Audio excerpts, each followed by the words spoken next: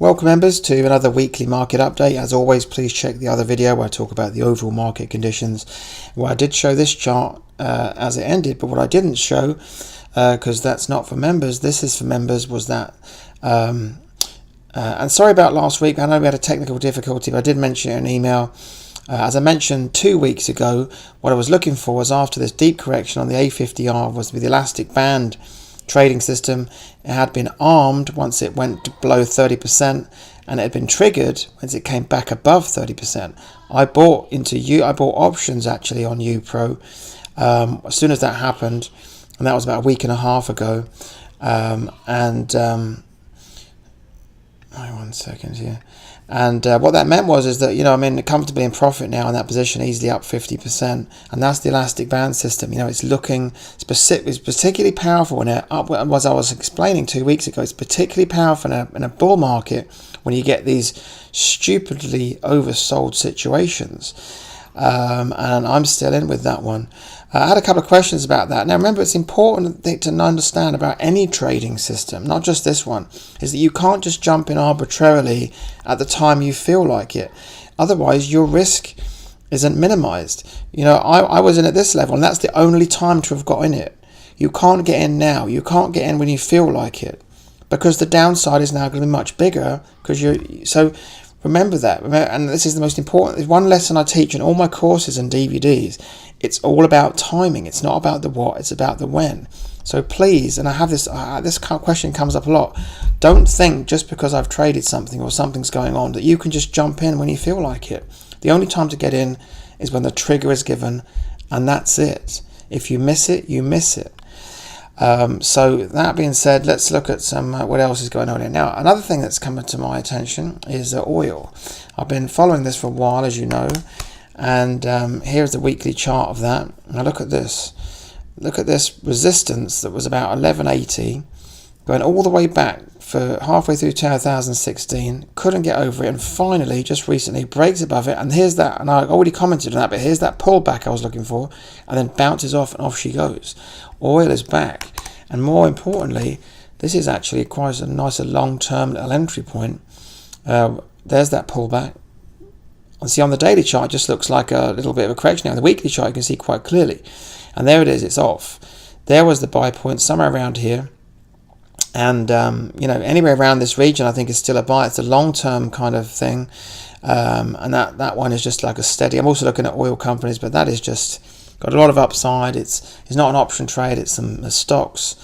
And I think that's a great upside there. Let's look at what else we've got going on. Some other ones that have been open recently, see how they've been faring in this upwards. Because the tile benefited nicely from this things getting back on track with the overall market. There it is. As you know, I was in down there around 18, up around 25 now, so that's back on track. Pico was stopped out, as you know, because it got below its 200-day. Just to refresh on that.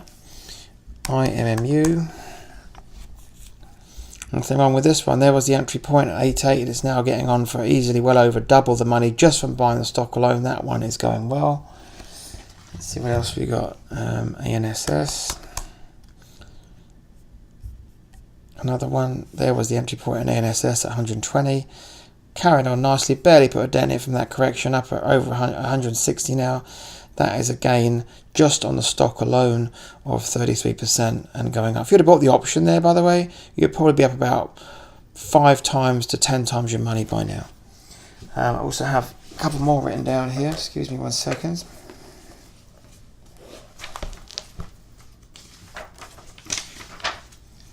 Okay, we've got INXN. I'll put these up on the screen in just 1 second. I'm just getting them out of my diary here.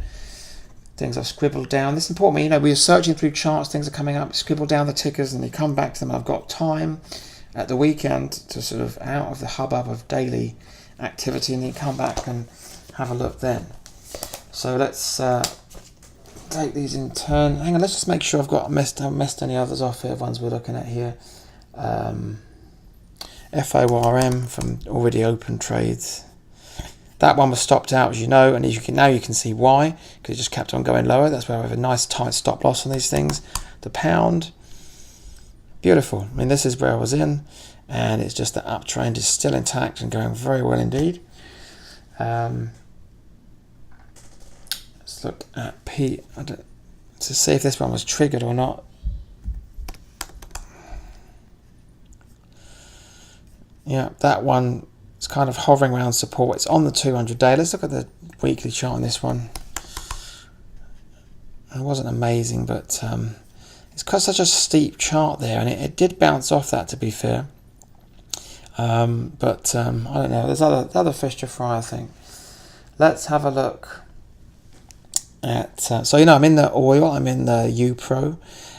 Which is, and that was the only time to enter when I gave that indication. INXN. Okay, so the week, you can see what's going on here. There's that upwards thing there, and there's that line of support. Let's look at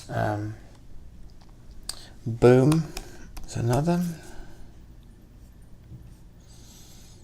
Okay, it's got quite a bit above its 40-week there.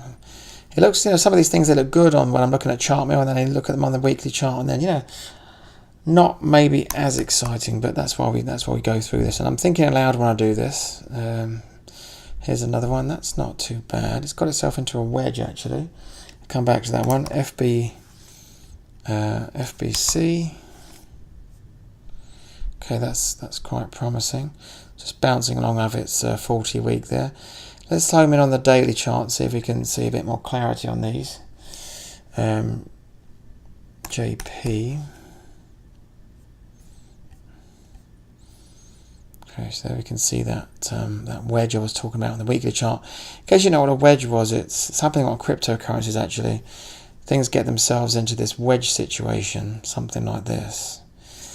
And whichever way it breaks out of the wedges is the way it goes next. And there it is. So one could enter here with a tight stop loss. If it breaks out of the wedge, I could really enter at 18, have a stop at 17.5, because I think that's fair, because that was the formation there. So that definitely tradable. I'm not going to trade it myself right now, purely because I've just got other things going on, like cryptocurrencies and other things. I don't want to spread myself too thin.